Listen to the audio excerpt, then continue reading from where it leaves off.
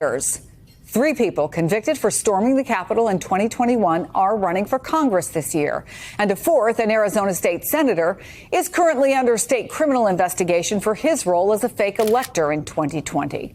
Now, further down the ballot, there's a candidate who pled guilty to being at the Capitol on January 6th, and two more who were involved with former President Trump's Stop the Steal speech earlier that morning. NBC's Ryan Riley has covered all of these cases so closely for us. Julie Sirkin is live from The Hill. Okay, Ryan, tell us more about these congressional hopefuls. One even ran in 2022, right, when he was incarcerated? Yeah, I think that out of these other three who are running, the defendants, probably the most serious is Derek Evans, who was actually a lawmaker before all of this. He was a state lawmaker in West Virginia. There he is being sworn into his role there on the screen, his previous role, that he sort of resigned as a result of these charges.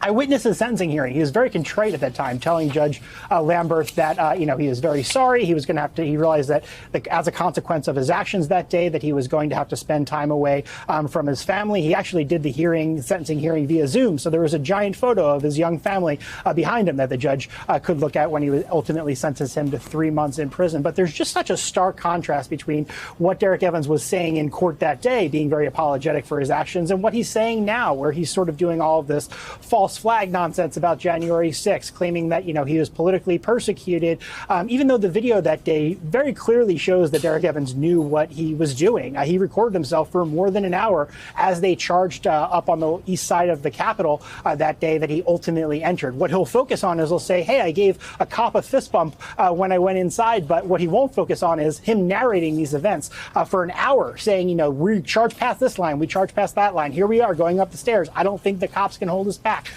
Comments of that nature. So he really is someone, I think, who would be quite a stark contrast to see, him actually being a representative on Capitol Hill. And in fact, Julie, Freedom Caucus Chair Bob Good has actually endorsed one of these candidates. Tell us more. Yeah, Bob Good endorsed Derek Evans, who Ryan just so well laid out the history and the background of all of this context. And you might be wondering, what good does it do a sitting congressman, somebody who's the chair of the House Freedom Caucus, which has always been the thorn in the side of Republican leadership?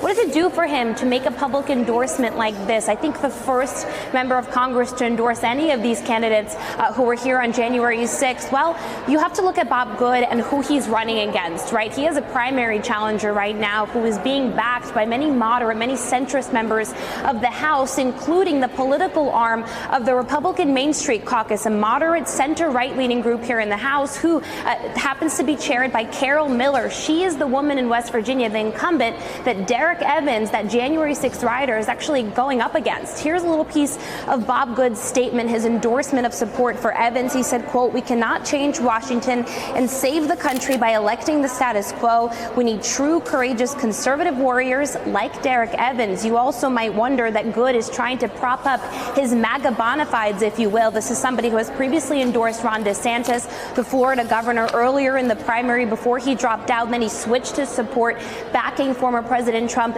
instead. So clearly this isn't happening in a vacuum. Good hopes this actually helps him in his own reelection. So we have less than a minute, but is there any chance that any of these other candidates, Ryan, look like they could get enough backing, enough support that they could make a real run of it? I think QAnon shaman's probably a real long shot, right? So I think that, Derek Evans does seem to be, of this group at least, the person who actually could make a run of it, at least for the House. These lower ballot races, that's certainly something, that's certainly on the table. We've seen other January 6th defendants run for other offices around the country and sort of use this as a publicity mechanism for them, getting a lot of attention as, quote unquote, warriors for Donald Trump.